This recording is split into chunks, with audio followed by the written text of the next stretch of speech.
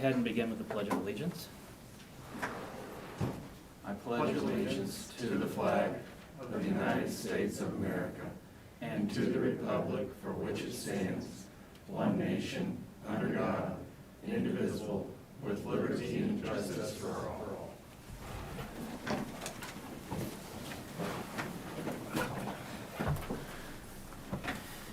Good morning. Welcome to the April 5th, 2021 meeting for the Shawnee County Board of County Commissioners. My name is Kevin Cook, serving as the chair this year, also representing District 2.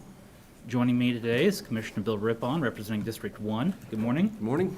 Commissioner Aaron Mays, representing District 3. Good morning. Morning. Madam Clerk, if we could begin with our first item. Item 3, consent agenda.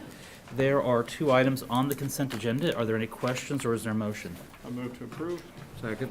Motion to approve by Commissioner Mays, second by Commissioner Rippon. All in favor say aye. All opposed? Reflect that it passes 3-0. Our next item. Item 4, new business. A, County Clerk, number 1, consider all voucher payments.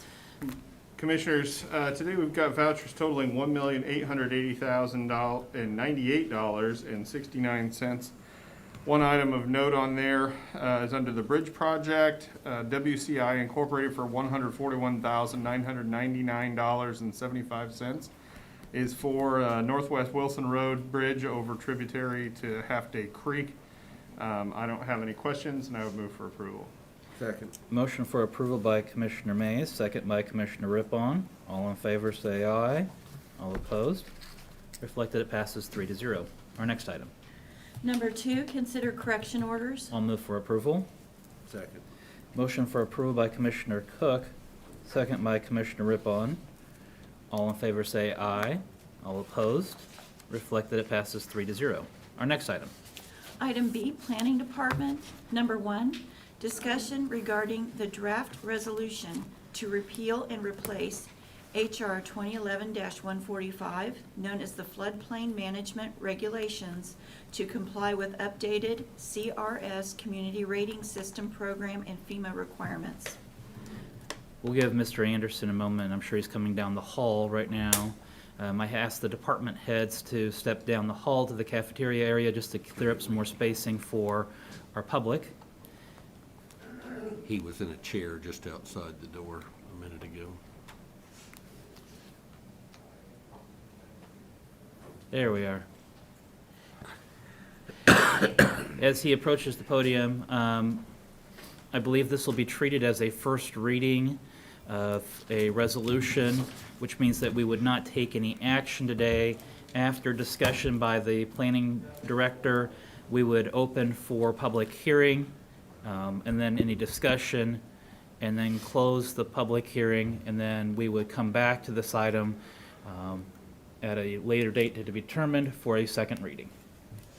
This is Jim Kraus, Shawnee County Councilor. That's correct. And Randy, can you confirm, we're still waiting on some confirmation from the state of Kansas as well? Well, as a courtesy to the commission, we wanted you guys to look at the resolution first and ask questions. And if we needed to wordsmith anything, then you could instruct the county councilor, and then we'll submit it. What we didn't want to do is submit it, and they say there's problems, and you hadn't seen it. We wanted to avoid a situation where you weren't involved in the process, and we came to you and say, here's the resolution. So we wanted you to see it beforehand before we started that process and to authorize us to begin it. Okay. We thought that made more sense for you and for other county officials. So then you're not contemplating us taking any action on this as a first reading or a second reading. You're just wanting us to provide you input or direction? Yes. All right. We are, I can go ahead and start. Yes, why don't you go if ahead. prefer that. We are, first of all, I'm Randy Anderson, Planning Director, Planning Department. Back in 2011, the county became designated as a Class 8 city based on the content of the floodplain regulations that you adopted in 2011. There was a lot of content that FEMA and KDA required be in there to receive that classification. The reason why you pursued it at that time was because it gave the citizens of the county additional discounts on their flood insurance rates. So that was the impetus of why we're in this CRS program. for the benefit of the taxpayers. The problem or the condition of being in this program is that whenever FEMA or KDA updates their regulations, we're required to update our regulations to correspond with what they've handed to the counties and cities.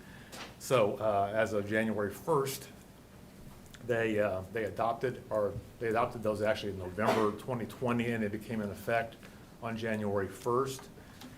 The reason why this matters to us is twofold. One, we need to be compliant with FEMA in order to maintain our flood insurance for the state and for the feds, and we also need to maintain our CRS ratings as a Class 8 city. If we don't, then we could drop down to a Class 9 or 10, and there's a difference in the rates that we are charged for our tax insurance. The third reason is we are going through an audit. There's a 5-year audit that we had last year scheduled. It was postponed because of the COVID. So that will begin on September 21st this year. And the state and FEMA have told us that we need to have this ordinance adopted and in effect prior to that audit. So we have a time period of 5-6 months to get it adopted through the commissioners. The process is what Jim Cook indicated. What Jim Crowell indicated to you. It goes to the state. It goes through KDA. They confirm the language meets the boilerplate FEMA language. Then it goes to the state engineer, and they review it and put their seal on the last page of the ordinance or your resolution. And then it comes back to the commission, and then you take formal action on it. So our desire was for you to at least see it, understand why we were doing this process before we just come out one day in August and say, here it is. We thought that was a more proactive and appropriate way to handle things. The good thing for the county is that most of the things that are changed, that will be major changes for other people in the state, won't for here. The biggest one is the freeboard requirement. That's a requirement that any structure be 1 foot above the floodplain elevation. Some cities, based on the current regulations, didn't have a 1 foot freeboard requirement. So this makes it uniform for the whole state that you either 1 foot or 2 feet above the flood elevation. So that won't be any change for us. The only changes are minor, like if you have a house that's a foot elevated. If you have an AC unit, it also has to be 1 foot above. Those are the minor tweaks that KDA and FEMA have made to the regulations. Most of the other ones are just wordsmithing. They added some clarification conditions to certain things so that so as an administrator, we would know what is allowed more clearly, what is not. So other than those points of clarification, for us, there's very little to change. In fact, KDA used our resolution format for 2011 as their format that they send out to cities and counties to use. So very little difference. We did bounce the proposed resolution off the county councilors, explain what was going on, and they didn't have any comments at this time.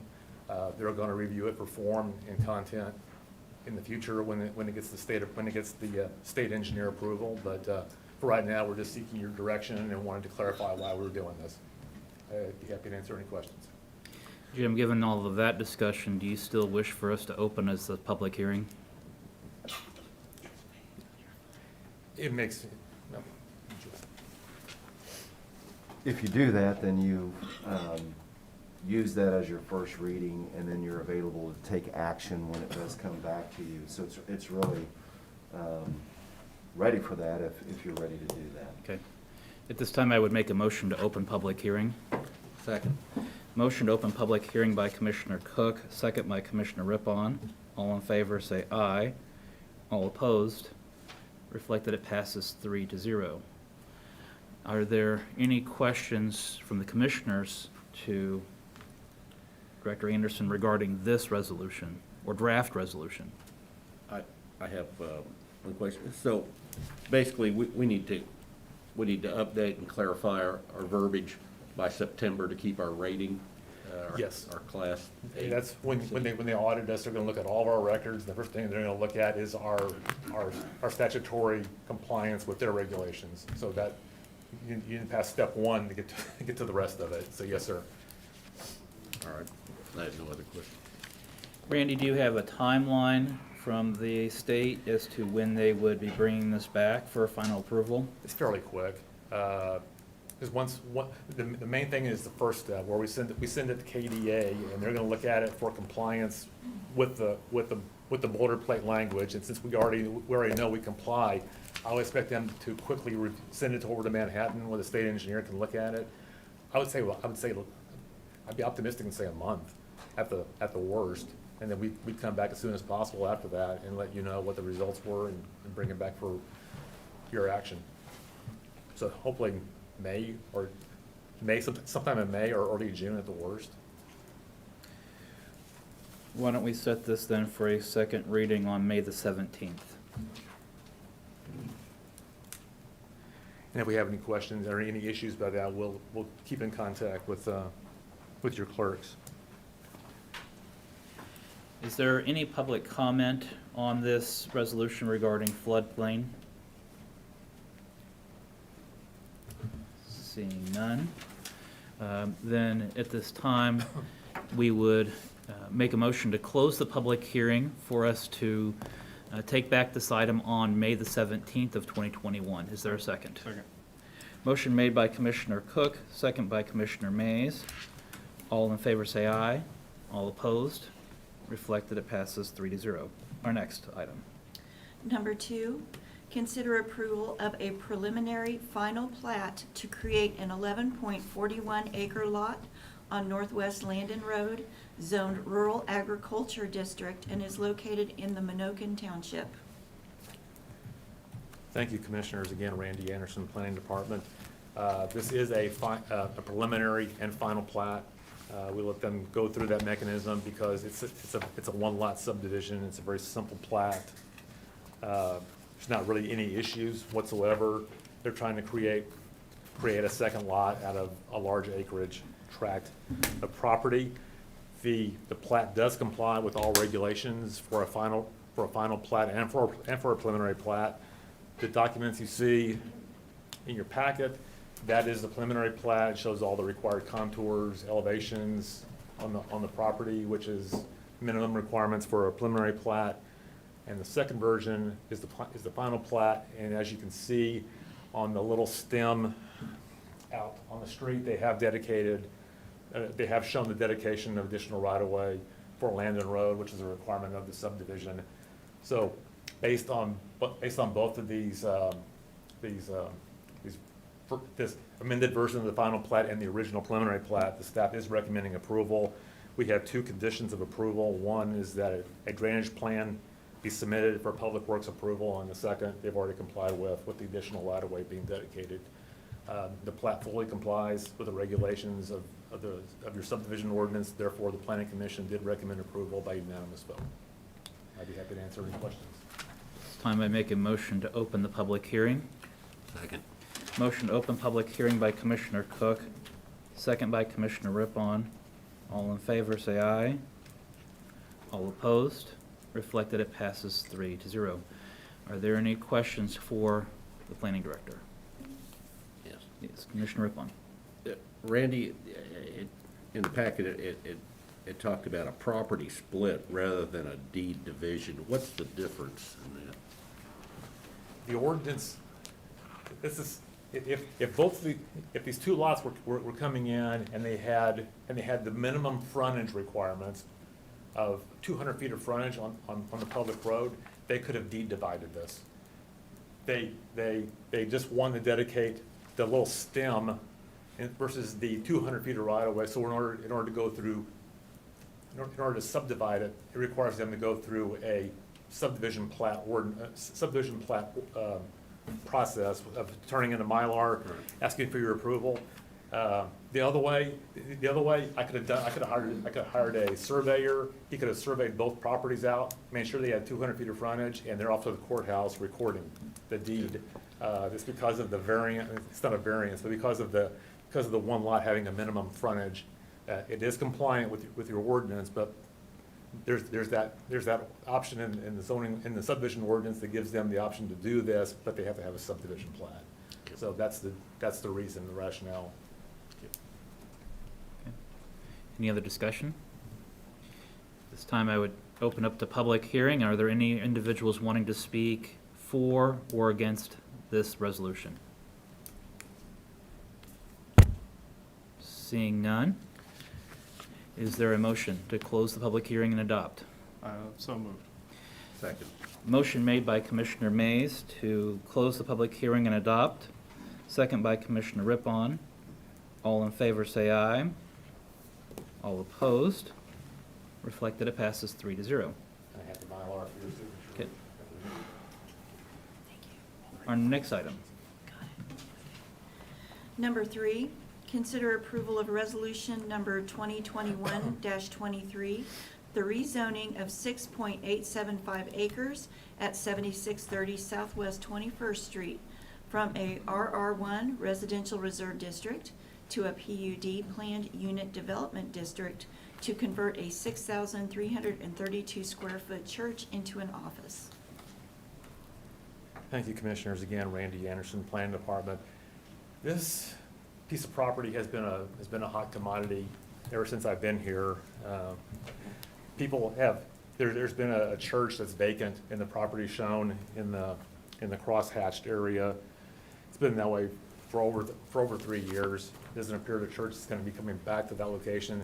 So we've talked to a number of people to how to get this property back onto the tax rolls and being functional and serving a purpose instead of being just a blank building with nothing happening inside there. Dark building is what I'm trying to think of. So what we encourage people to do when they've come in is to seek out a planned unit development for 2 reasons. One is that it can help alleviate the concerns of the neighborhood by stipulating what use or uses are going to be in the building, and to have a site plan specific set of regulations and site plan that can dictate what's going to happen with the building in the future. That's a big deal because we don't want to see the building expand to become a major office complex. We don't want to see it get higher and become a two-story or 3-story building. We wanted to maintain the footprint of the building and maintain its minimal effect on the subject properties that are surrounding it. Just to give you a bit of additional information, we had in-depth conversations with this owner directly behind it and with this owner kind of at the corner of this other corner of the property. They were both very much opposed to the request. When they found out more about the request, they did offer some recommendations that would at least get them to a point where they feel like they would not object to that. I'll show you what the results were of that in a minute here. Just to give you a little bit of a lay of the land, we were concerned when this came in about spot zoning until we realized that this corner right here is also in the city of Topeka, and this is a PUD down here in Miller's Glen. This part is obviously clearly single-family housing. This one is vacant. It's zoned within the PUD for commercial uses, for light neighborhood uses. So there is commercial use that's going to happen here one day. You've already got a driving range and a putt-putt golf on this corner. You have a church here, and it's unknown what this is going to be in the future. Land's completely vacant. So there is a precedent for light business across the corner, and we were concerned about the spot zoning issue. We believe that the proximity of those businesses takes that issue away, especially with the fact that we in the PUD are going to limit the use to just office and daycare uses. So it's the very least intensive zoning of commercial that you have in our zoning ordinance, which is in line with what's going on across the street. Because of that, the opposition was just those 2 property owners again. We had extensive comments with virtually everybody who backs up to this property, and that was their concern, and they were relieved at the answer. The good thing this property has going for it is that there's a major drainage easement that runs along the western side of the property. This thing is 300, well, the building line, the building wall is 308 feet from the property line, and this easement takes up 200 feet. So you have a buffer with lots of trees and natural vegetation that's there. So it buffers all of these people right here. So that's a big plus. And the owner, in response to the owners across the street, I mean behind the property, has agreed to put in this buffer, this tree line buffer on the back that will screen the back of their property from those two residences. So they were pleased with that outcome.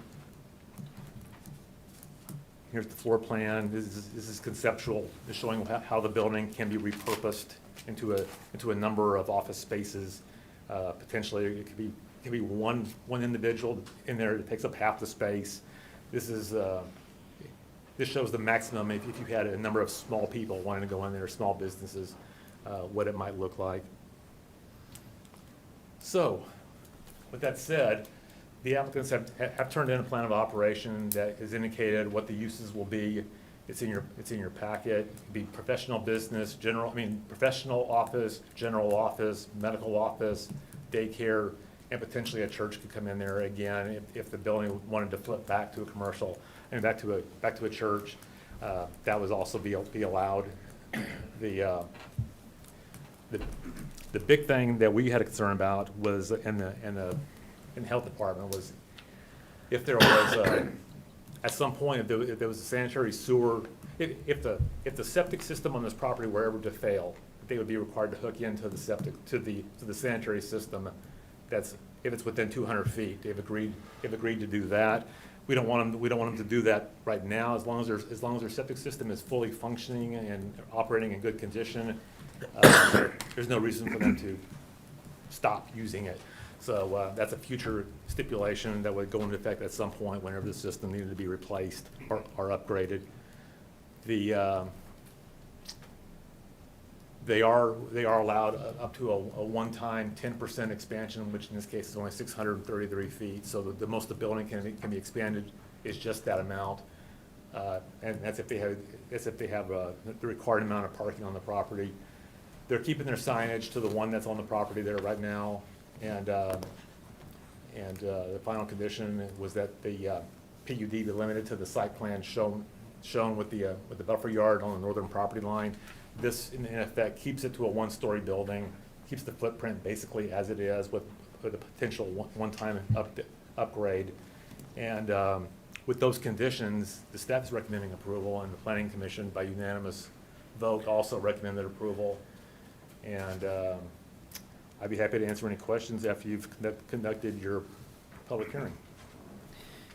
This time, is there a motion to open for public hearing? So moved. Is there a second? Second. Motion made to open for public hearing by Commissioner Mays, second by Commissioner Rippon. All in favor, say aye. All opposed? Reflected, it passes 3-0. Are there questions for the planning director? Commissioner Rippon? Yes. The neighbors to the north, are they pleased with the buffer? Is that, Yes, they are. okay? Yeah, I did. We had a lengthy conversation by email, and they have seen a copy of the revised site plan, and they have no additional comments. Okay, thank you. Any other questions? This time, are there any members of the public wishing to speak for or against this item? Seeing none, is there a motion to close and adopt or reject? So moved. To adopt. Adopt. Motion to close the public hearing and adopt by Commissioner Mays, second by Commissioner Rippon. All in favor, say aye. All opposed? Reflect that it passes 3-0. Our next item. Number 4, consider approval of resolution number 2021-24, the rezoning of 7.3 acres located at the southwest corner of Southwest Huntoon Street and Southwest Auburn Road from a RR1 Residential Reserve District to I-1 Light Industrial District, allowing for an additional mini storage warehouse. Thank you, Commissioners. Again, Randy Anderson, Planning Department. This property is just a little, just not on the southwest corner of Huntoon and Auburn, just right behind that southwest corner. The property is located here, as shown.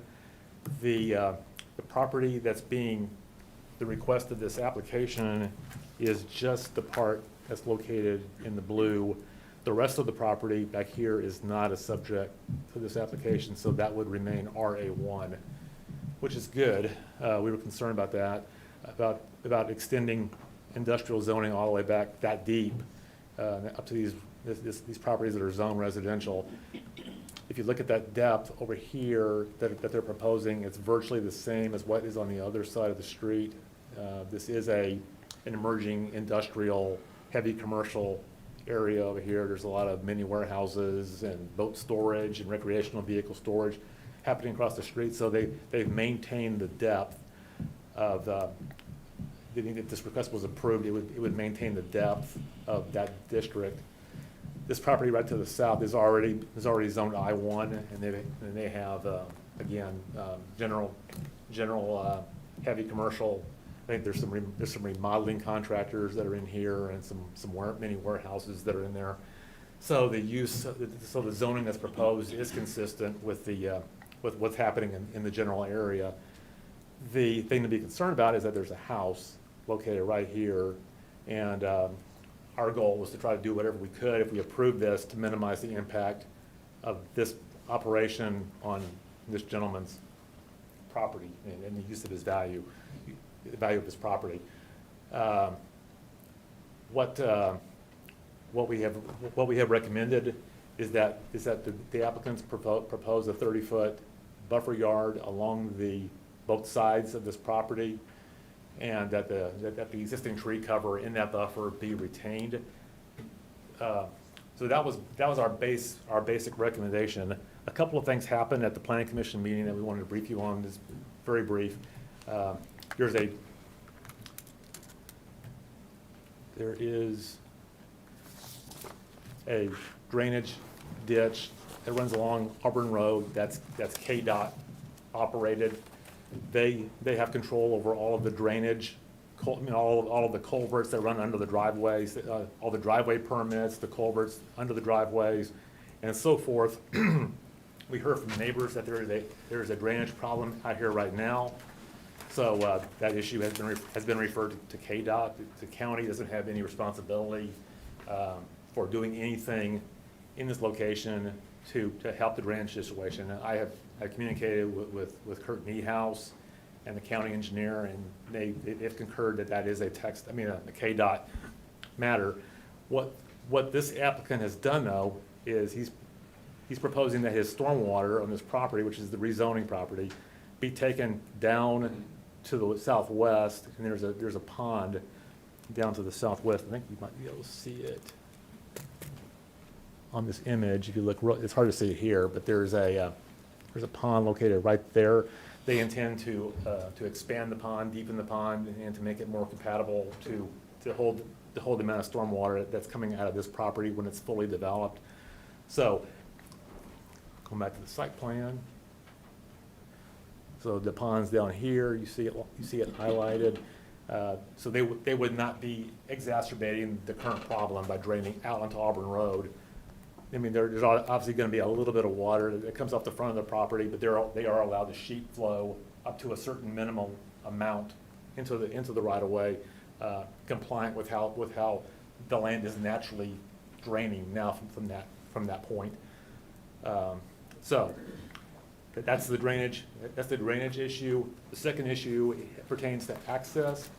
This property is in the 3 mile area, and as such, when it was platted through the city, they have stipulated on the plat that there's going to be a driveway location right here that KDOT would approve. It's unfortunate that it's close to this neighbor's property line, but they've been notified that they'll be required to turn it away as quickly as they can within engineering requirements. If they got to bring in trucks, you have to have a certain amount of swing out area. So they will try to minimize the amount of impact on this buffer by swinging the driveway in here. Second thing is, they are not allowed access into their property from Huntoon Road until Huntoon Road is fully developed as a public street. Right now, there is 60 feet of right-of-way that exists along this northern property line, and the applicant did dedicate 20 additional, yeah, they dedicated 20 more additional feet of right-of-way here, so eventually it'll be an 80-foot wide cross-section. So, until this road is ever improved, there won't be any access that comes through that way. That's included in the general notes of this plat, so it's pretty well tied down what this owner's responsibilities are if they ever want to do something like that.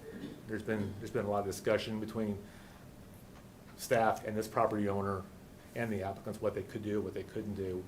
So we wanted to clarify that with you. So if you ever see a driveway that's coming in and there's not a street, there's a problem. That's the requirement. That's the requirement of the plat. So none of those two issues affect this request, but they did come up at the planning commission meeting, so we wanted you to be aware that there were issues that neighbors did have. Other than that, staff recommended approval with the conditions of the buffer yard be required. The planning commission, by unanimous vote, recommended the same. So I'd be happy to answer any questions after you've had your public hearing. Time, is there a motion to open for public hearing? So moved. Second. Motion to open for public hearing by Commissioner Mays, second by Commissioner Rippon. All in favor, say aye. All opposed? Reflect that it passes 3-0, and the public hearing is now open. Randy, the first question that I have is, by approving this zoning change, aren't you in essence condemning the property owner on the corner that he's going to become a commercial property as well? I think Everything's on both sides commercial. Yeah, I wouldn't use the word condemning. I think the natural trends of what's happening in this area is condemning to that. First, it's a regional highway. It provides direct access onto Interstate 70. It's a prominent north-south road, state highway. Those factors are what's condemning it. And in fact, that other properties in the area, going back to this, I think the trends of what's happening because of what I just said are what's condemning it. If this is already out here, the cast is already, the die's already cast about what's going to probably happen here. Yeah, we're highly concerned that we don't want to drive him away any sooner than he has to be driven away by whatever development is going to happen here long term. But you've got Kansas Gas Service is right up here. This right here is all undeveloped. You have prime land between Northwest 10th and I-70. Between those 2 points, and it's those trends that might be the thing that condemns the fate. We wanted to have a condition on here that would at least slow the process down into something that was more manageable. If we didn't do anything, if we required buffering, that would condemn him.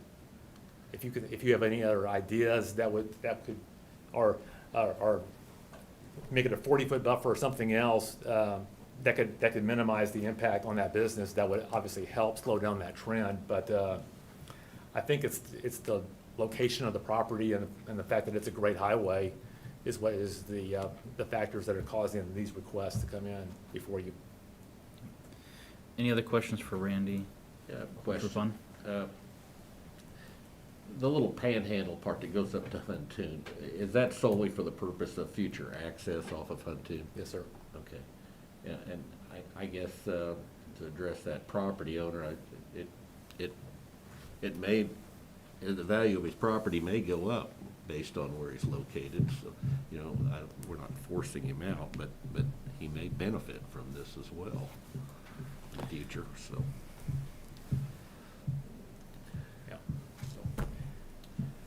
That's all I have. Yep. Other questions for the director? No questions. At this time, are there any members of the public wishing to address the commission on this item? Come on up and please state your name.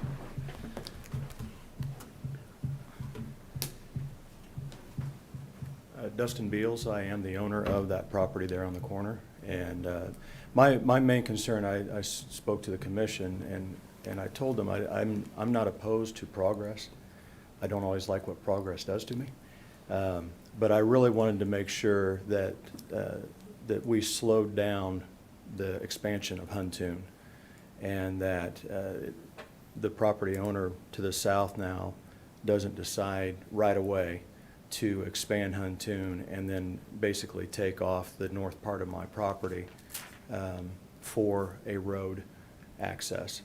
And so any way we can hold that off would be greatly appreciated. Any way, we can, even expanding that buffer would be fabulous. I didn't even know that was even a possibility, but that'd be great if we could even expand that buffer and make it a little bit larger. So that's basically, I realize that we are in a future commercial area. I knew that when we purchased the property, but trying to hold it off as long as possible would be appreciated. Okay. Thank you. Any other members of the public wishing to address the commission? Randy, in response to the inquiry, are there any other restrictions or buffers that the commission could consider? On a rezoning, you're free to implement any kind of condition that you think is reasonable and prudent based on the factors to be considered. In the proposed ordinance, there'll be some additional built-in buffers that will address these kind of issues. But right now, we don't have a lot in the regulations as they're written. But you have the prerogative to do anything you feel will soften the impact of this proposed change of zoning onto any of the properties that's surrounding it. So it's your call. Commissioner Rippon? What is this buffer looking like? Does that have a certain height that it has to be, plant material, or? Well, that's the problem with our current ordinance. It doesn't say. It says you have a 30-foot buffer or a 10-foot buffer. It doesn't give you any of the meat and potatoes of what's going to be comprised of it. In this case, we are saying that it's 30 feet. We'll go back to the condition. It says it's 30 feet wide with the existing trees in those buffer yards retained as a buffer. If you've been out there, you know that it's like cedar, juniper type of cover. So it is, it's not the tallest thing in the world, but it's a dense buffer that from say 8 feet from the ground up to about 8 foot, you can't see through it. Okay. So 30 foot with that kind of tree cover. If it was, let's say this, if it was a wide open prairie, 30 feet would probably be inadequate. But because the fact that it's that kind of cover, that's evergreen, and it's dense, 30 to 50 would probably be more than sufficient to screen what's ever happening on the adjoining property from this property owner. Okay. All right. Any other questions? No other questions? You see, if you'll come back up and again. So, Dustin Beals again. My only thought is I realize that the buffer is there. I realize that those cedars are only as high as they're going to grow, or as high as they get. But just if you would take in consideration also the light that's going to be coming from, the noise that's going to be coming from, the in and out traffic that's going to be coming from, that as it impacts our residents, as it impacts, hopefully it's not open 24/7, so that they're not there at late hours of the night as well. Just thought I'd throw that out there too. Thank you. You could also stipulate, just to follow up on what he said, you could stipulate that there be an additional setback, or that any high profile vehicles, like if they wanted to store RVs or chipper trucks that had the big tall canopy on the back of their vehicles, you could stipulate that those kind of equipment, high profile, can't be stored within 50 feet of the property line. So you can have a buffer yard, and by kicking it further away than the line of sight, if it's further away, you don't see the top of any kind of equipment out there. It's a high profile thing. So you have the buffer and a setback for high profile, anything over 8 feet. has to be stored, say, 50 feet from that property line. And so if there's gonna have a mini warehouse, they can bring their trucks and cars in there, but if they wanted to store something taller, you at least set it back further away from the property line. So that's one way you can get away with, I mean, you could address some of the bulk where you see the tops of equipment kind of thing. Commissioner Rippon, are you wanting to make any motions? No, I had a question. Yeah?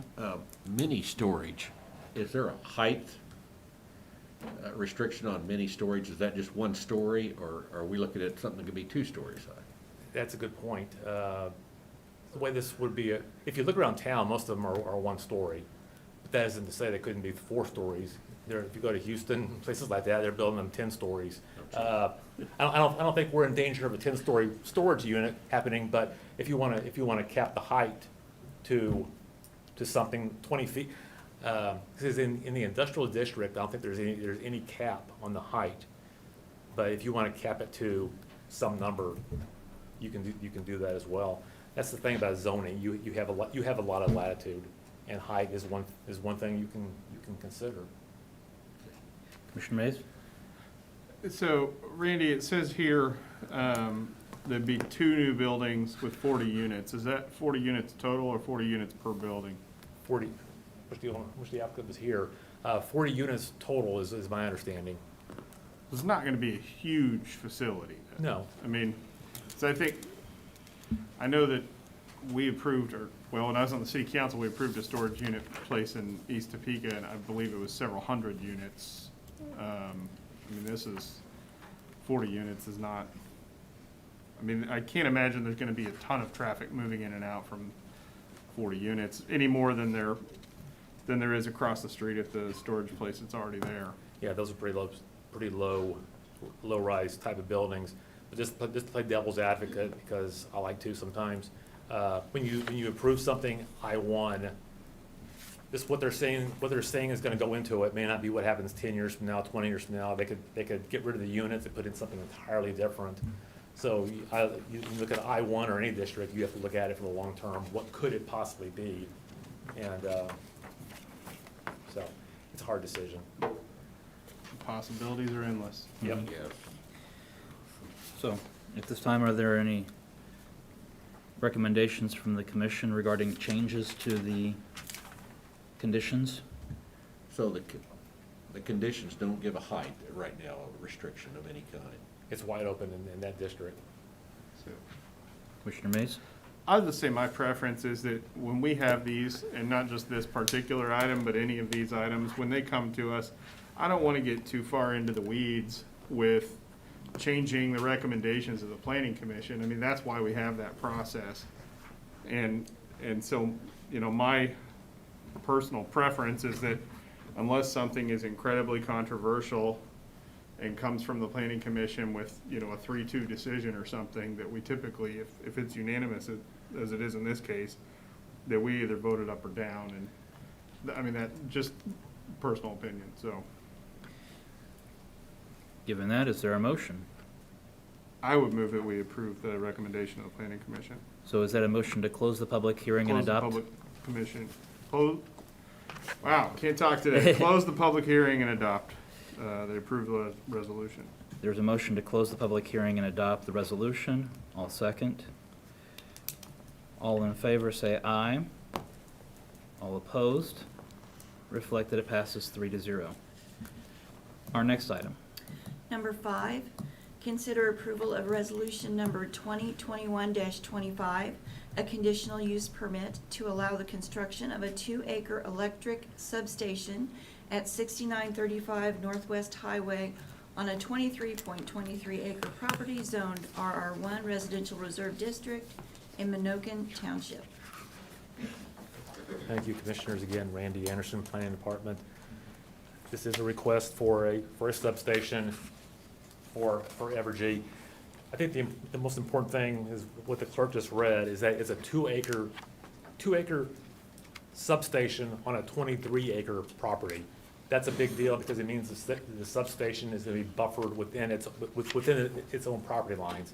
So this is not gonna be sitting around next to someone's property where you've got a house or something next to it, or anywhere in close proximity to the substation. There are some properties to the northwest out here that are residential. We didn't hear from any of those people at the planning commission public hearing. Most of this land out here, especially where it's vacant, is in the 500-year floodplain. You have a TV station is located out here. You have a major regional power line that's located here. The fact that this is a U.S. highway and you got the power line right here are the two driving reasons of why this substation wants to be approved in proximity to it. So that's the basic lay of the land. There again, you see the whole property, and the substation is just this little piece within here up at the front. If they ever wanted to expand the substation to become 5 acres or 2.5 acres, they would require you to come back to this body and seek your approval.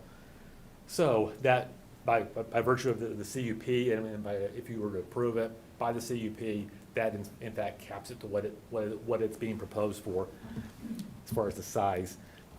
Here is the site plan.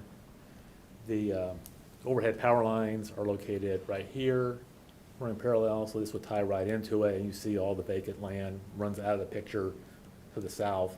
So that would be the confines of the substation.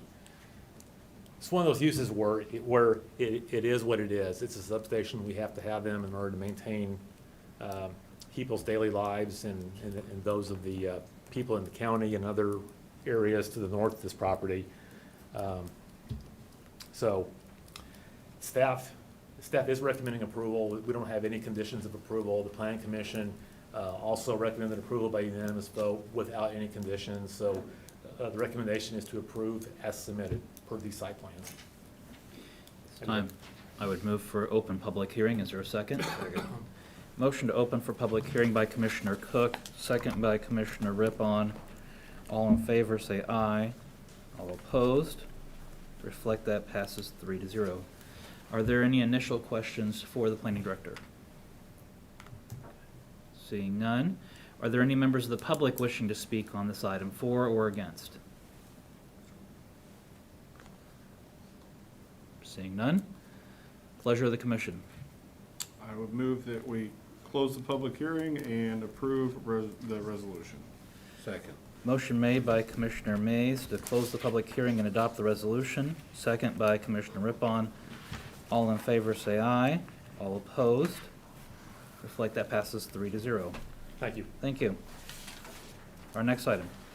Item C, Public Works. Number 1, consider authorization and execution of Contract C-127, 2021, and Contract C-128, 2021 with Bartlett and West, Inc., to prepare bidding plans and documents, conduct geological investigation, and provide construction engineering, including survey services as necessary for the construction of Southwest 55th Street and Southwest Timber Ridge Lane at a cost of $35,900 for design services, including geotechnical report, and $32,600 for construction engineering services, including survey, with funding from Shawnee County bonds to be repaid by the owners within the benefit district. Good morning, Commissioners. Jeff Hunt, Deputy Director of Public Works. This item before you today is to continue with the Timber Ridge subdivision. To give you a little background, this item was, the construction contract was before you a couple weeks ago. The Timber Ridge subdivision is located in this area right in here. This is currently the Timber Ridge subdivision. It's near 53rd and Wanamaker. More directly, this is the subdivision not highlighted right here is what we're talking about today. Doltmeyer Homes is the developer for this project. The benefit district was approved in December of 2020. The fees and surety has been paid in full on this project. All the costs that are proposed by Bartlett and West are in line with the budget, with the approved budget. 100% of the cost of this project are to be paid by the landowners.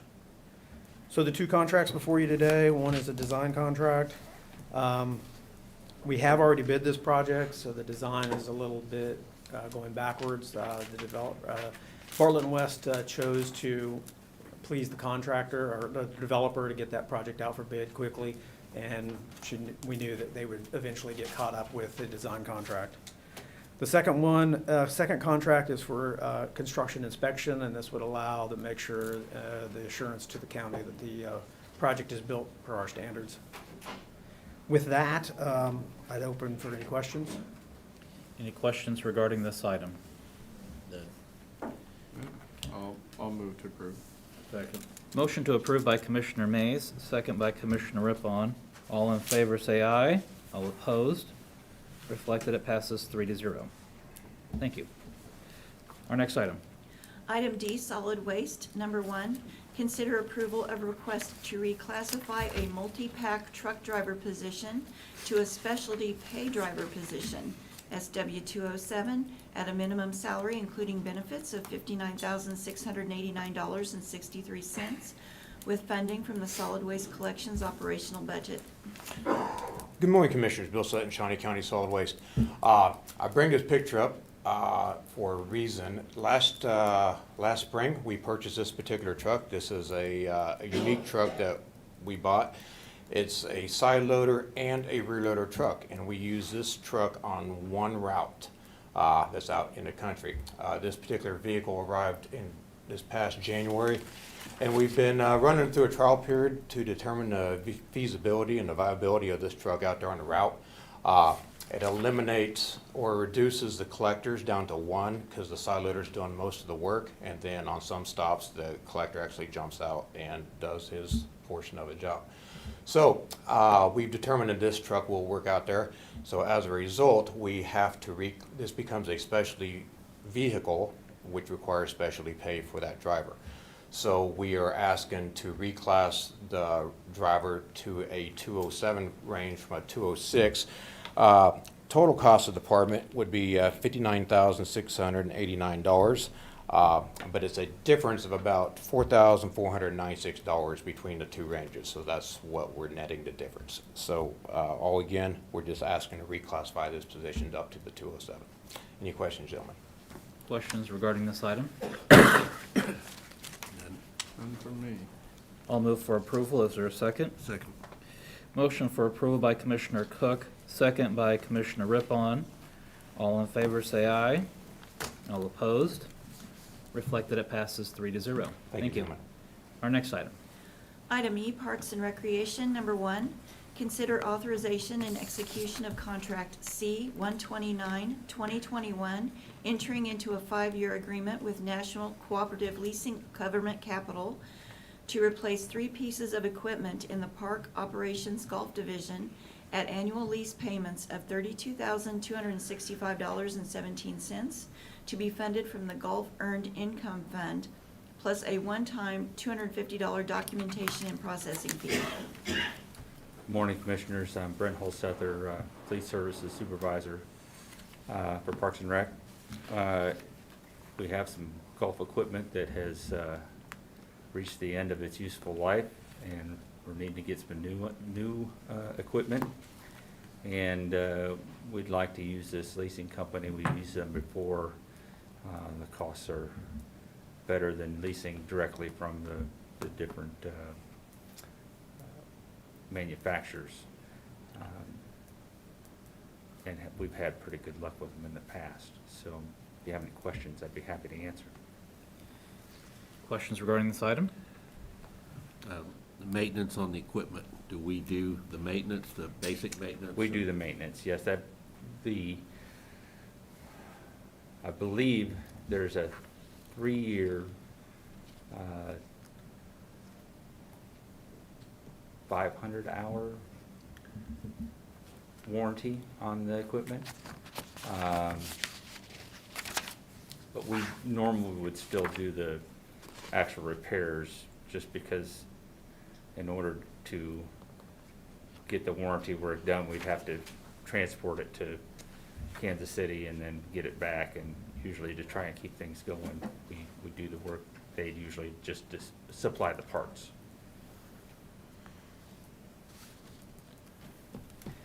Any other questions? Is there a motion? So moved to approve. Second? Motion made by Commissioner Mays, second by Commissioner Cook. All in favor say aye. All opposed? Reflect that it passes 3-0. Our next item.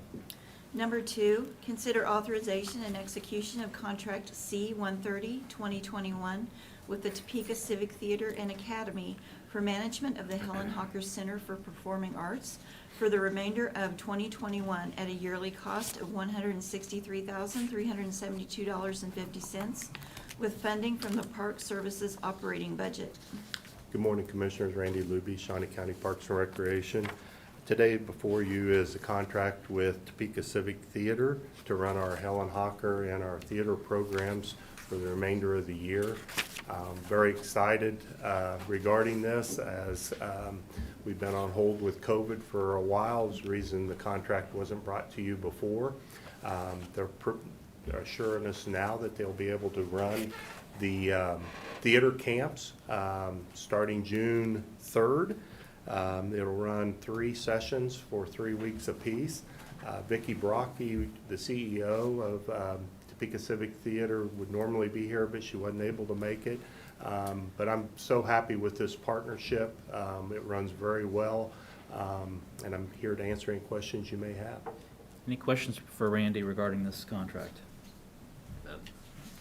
I'll move for approval. Second? Motion for approval by Commissioner Cook, second by Commissioner Rippon. All in favor say aye. All opposed? Reflect that it passes 3-0. Thank you, Commissioners. Our next item. Number 3, consider approval of request to pursue a Kansas Department of Transportation Cost Share Program grant for Shunga Creek Trail renovations at an estimated project cost of $500,000 with the Parks and Recreation's 20% commitment, $100,000 to be funded from the Parks and Recreation Building Maintenance Fund. Good morning, Commissioners. Tim Laurent, Director, Parks and Recreation Department. So we're here this morning to ask for your permission to apply for this KDOT cost-sharing grant. We think that if we were to be approved, we think we could make some serious improvements to the Shunga Trail, specifically at the Gage Boulevard and Washburn Avenue intersections where the Shunga goes underneath those 2 roadways. And then we would also be widening the trail in certain areas, especially towards Gage. We've already widened a section between Gage and Crestview, and we'd like to continue more of that. So obviously that all hinges on whether or not we're able to get the grant, but asking your permission to move forward with applying for it. So I'd be happy to answer any questions you might have. Tim, there's identified that Shawnee County would be obligated to a financial contribution of 20% or $100,000. And where would you be drawing those funds from? We would be taking those out of our building maintenance fund. So we've identified that. We have those funds currently, and yeah, we're ready to go if we were approved and you give us permission to move forward. Do you know a timeline on when we would possibly know if this has been approved or not? Yeah, I'm hearing late May is when they hope to make a decision. And if approved, we feel like we could complete this project this year. Okay. Other questions for Tim regarding this item? None. Commissioner Mays? So Tim, it appears, based on the description here, that this is gonna improve the incline angle under those streets, which is notoriously dangerous, and so I think this is great. I question whether $600,000 is gonna get that done. We've met with an engineer, with a firm. We've gone down, we've gotten some rough estimates already. So we feel like that's gonna get it done, but as you know, those are just estimates. So, but we feel like hopefully this will work out at this cost. Well, I certainly hope that we can get the grant funding, because I think it's something that probably needs to get done sooner rather than later. So I'll move to approve the request. Second? Motion to approve by Commissioner Mays, second by Commissioner Rippon. All in favor say aye. All opposed? Reflect that it passes 3-0. Thank you. Thank you. Our next item. Administrative communications. This is an opportunity for any member of the public or department head to address the commission on any item. Good morning, Commissioners. Sheriff Harold would like to say a few words. Morning, Sheriff. Good morning, Commissioners. Sheriff Hill from Shawnee County Sheriff's Office. I'd like to play you guys a short video here. If you've been paying attention to the news cycle, we've rolled out a lot of police initiatives along with Topeka Police Department and our federal and state partners. Since the first of the year, our drug task force has been extremely busy. We wanted to present some of the hard work that our men and women have done from the Sheriff's Office, and also just kind of bring to light some of the issues. You know, methamphetamine's been a huge scourge for the Midwest for many years now, and now the big craze is they're infusing most of the drugs, specifically meth, with fentanyl, which is extremely dangerous. We take a lot of the precautions, testing and handling this substance, but overdoses are up, and so we just want to let the public know we're working diligently to try to interrupt the flow of narcotics into Shawnee County. So with that, I'll just play this short video.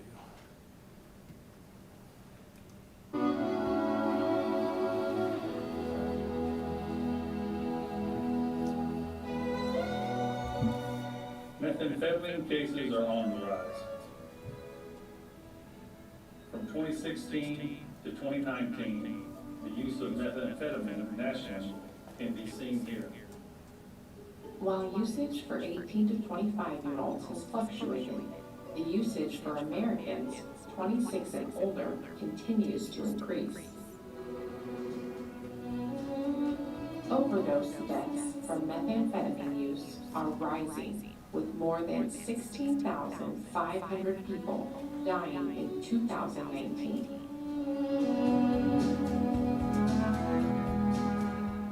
We are working hard to combat the use and distribution of illegal narcotics in our community. During the first quarter of 2021, our Drug Enforcement Unit and Interdiction Team seized almost 92 pounds of meth, 30 grams of marijuana, and 2 grams of cocaine.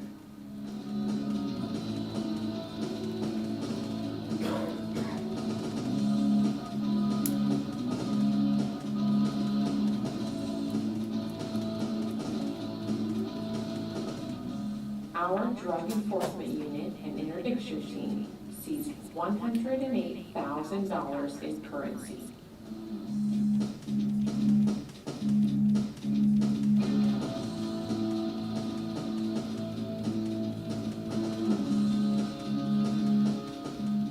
Our Drug Enforcement Unit and Interdiction Team seized a total of 9 firearms.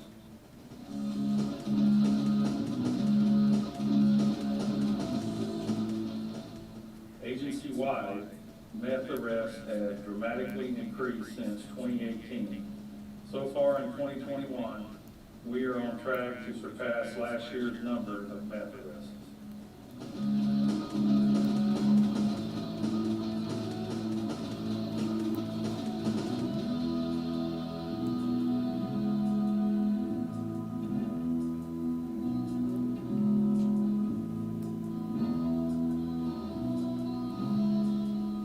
Again, agency-wide, the number of felons charged with possession of a firearm has increased over the past few years.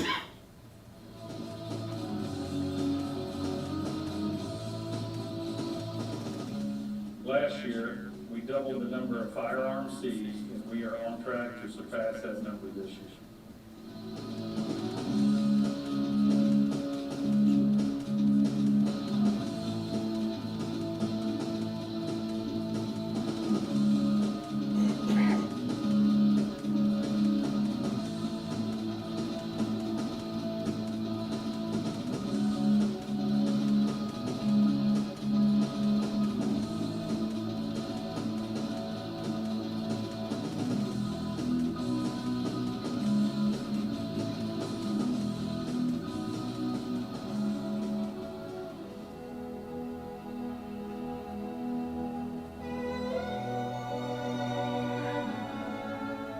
There are many resources available in our community. If you have a drug problem, please seek help.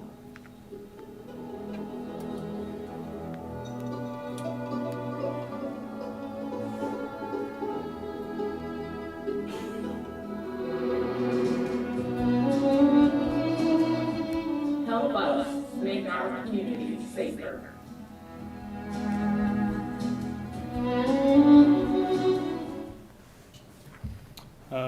Thank you, Commissioners. I'll stand for any questioning you might have. Questions for the Just- sheriff? Sheriff, are you seeing a lot of these stops coming from traffic stops, information or intelligence you're gathering in the community? Where are you seeing kind of where this is coming from, or just all over? Honestly, it is just kind of all over. We are coming across more methamphetamine in traffic stops, but it's also showing up on domestic disturbances, and seems to be kind of a scourge of our community. We're a big supporter of the treatment centers with the drug court centers. So we just want to make citizens aware, you know, again, see something, say something. I know oftentimes we get the reputation in police that all we want to do is lock people up, but you know, we're really trying to disrupt the pipeline of the people who are profiteering off the miseries of others, to be honestly, in our community. So we're working hard to do that, but there are several people who are addicted to this that do need to seek help. So anyway, appreciate your time. Commissioner Mays? Sheriff, I want to commend you. I think it's great. I know that, you know, getting people off meth is really the end goal, but I mean, stopping the crimes associated with drugs in general, I mean, it has such a compounding effect in our society with property crime and violence and things like that as well. So, I mean, the more we can do to get this stuff off the streets, the better. And, you know, hopefully taking down the folks that are manufacturing and distributing is really where we do it. So I appreciate your help. Okay, thank you, sir. Thank you.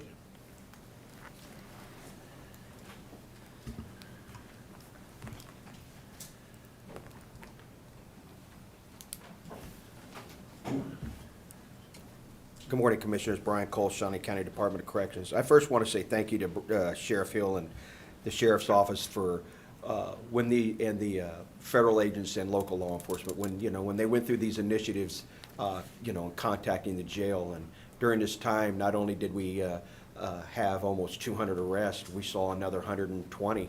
So during that week of this operation, we booked in almost 300 and some people during this time. And jails typically aren't built for that kind of people to come in, or that amount of people come in. But and this is dangerous work because Sheriff Hill said it correct that when people come in, not only are there some heavy hitters that are profiting off of those who are making a lot of money committing crimes, they're profiting off those who are very addicted, and that becomes another challenge for the Department of Corrections, is dealing with drug and alcohol. But what I wanted to talk just a little bit was to kind of introduce, jump a little bit, is, one of the goals that Shawnee County Department of Corrections has is the safe reintegration of those back into the community. And we see a lot of people coming in with drug and alcohol addiction. I think there was a slide that said 1 in 6 are arrested. A great deal of those people that are coming into jail this year are either on a drug-related case or they're under the influence, and it is bad, and it's getting worse.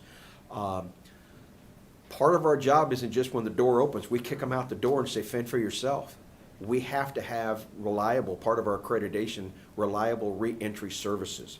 And often when JUMP, and I'll have their advocates come up and talk, they come to the jail and talk about, issues that are out in the community, not necessarily putting me on the spot, but what is it that we can advocate for?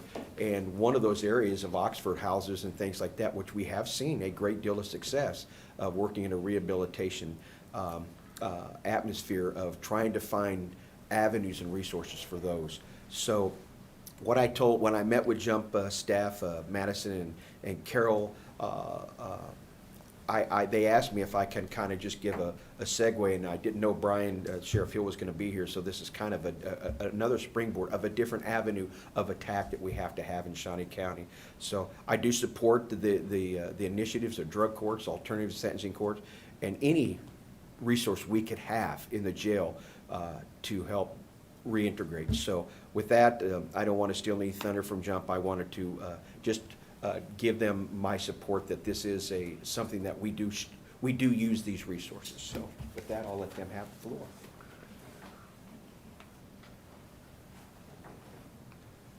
Good morning, Commissioners. It's a real honor to be able to talk to you today. And thank you, Director Cole, for those kind words and for that introduction. And we also did not know about the presentation by the sheriff, so it couldn't be better timing for what I want to talk to you about today. So my name is Carol Denton. I'm a member of Topeka Jump, and as is my congregation, Fellowship Bible Church. I wanted to share with you today some exciting information that we have discovered about a model that helps those coming out of addiction treatment to stay sober and not relapse. This would have a profound impact on the well-being of our community, as well as on the amount of money that the county spends on addiction care, the court system, and the jail system. You may know that in the fall, just as a backstory, Jump holds house meetings across the entire county with people from all of our 28 congregations. So we meet with hundreds of people to hear stories about what community issues are impacting people's lives. Because the issue of addictions rose to the top in 2020, Jump decided to take that on as an initiative. For example, we heard one story from a mom whose son has an addiction to alcohol. He came out of treatment and quickly relapsed. Another story we heard was from a dad whose son tragically died a year before because he lost his battle with addiction. For people struggling with addictions, relapse is more than common, it is the norm. We know this personally because the people who are serving on our Jump Addictions Research Committee are a mix of people. Some are in recovery ourselves from addiction. Some are parents or family members of people with addiction issues. And some are recovery professionals. Some of our committee members are leaders in the county's recovery community. For example, Pastor Clarence Newton and Pastor Curtis Odom. Others of us on the committee work or have worked in the mental health and addiction fields, like Steve Henry, Diana Siegel, and Cindy Crow. Some work in the health field. I'm a retired nurse, for example.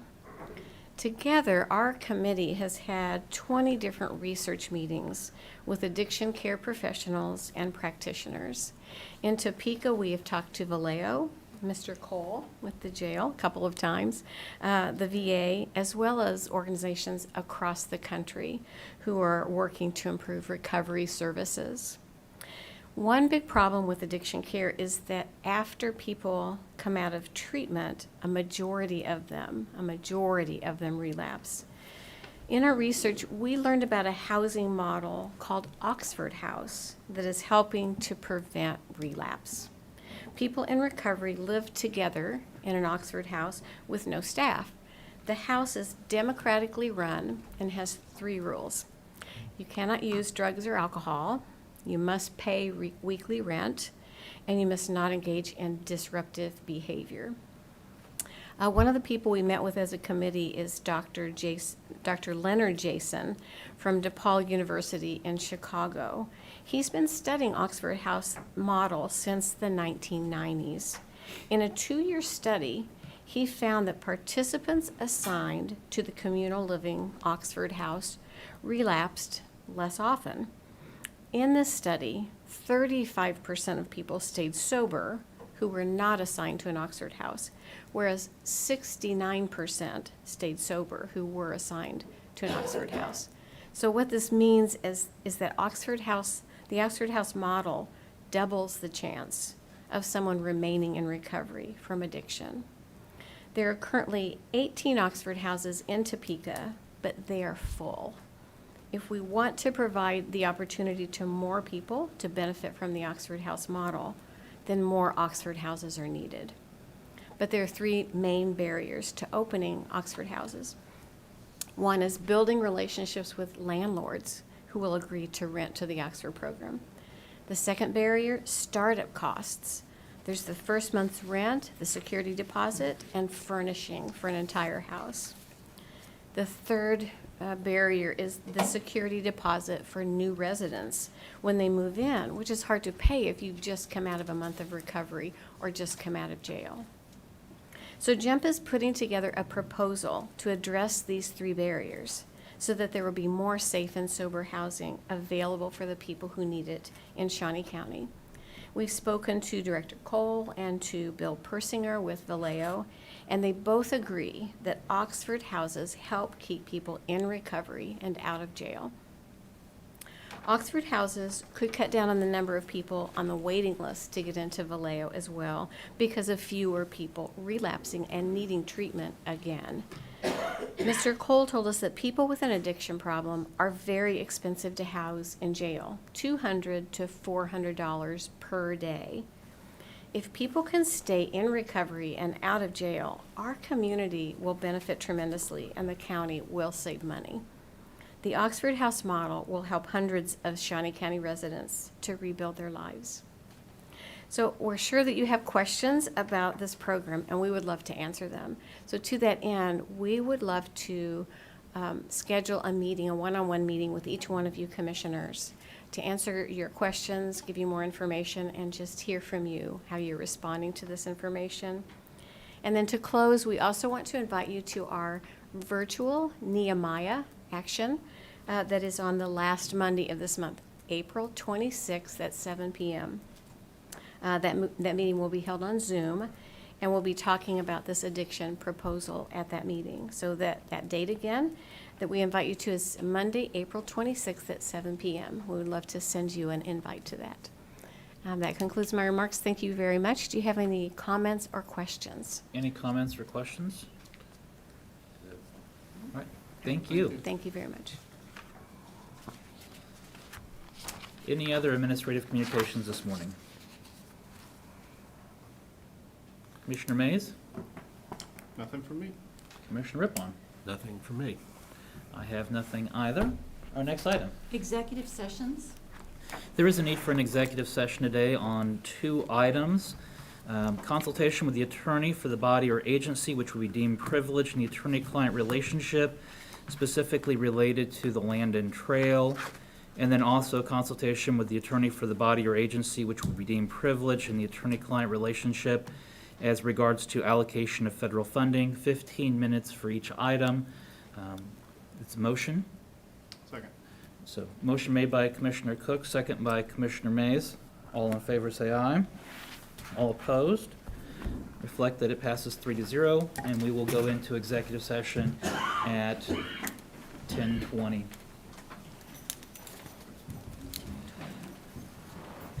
For 30 minutes. Do you want to see who goes in and I'm going to try to figure this thing out? Just with Jim. Oh, just with Jim, okay. Okay, well that, oh, Jim.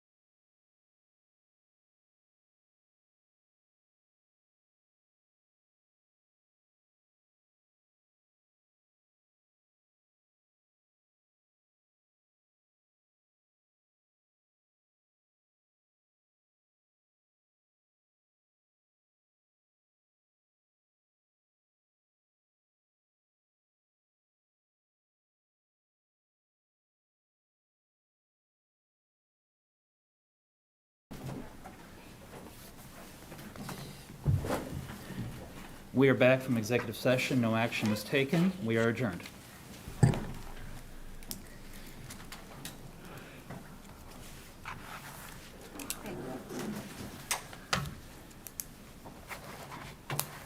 I'll pass that over to Bill. I think Bill's got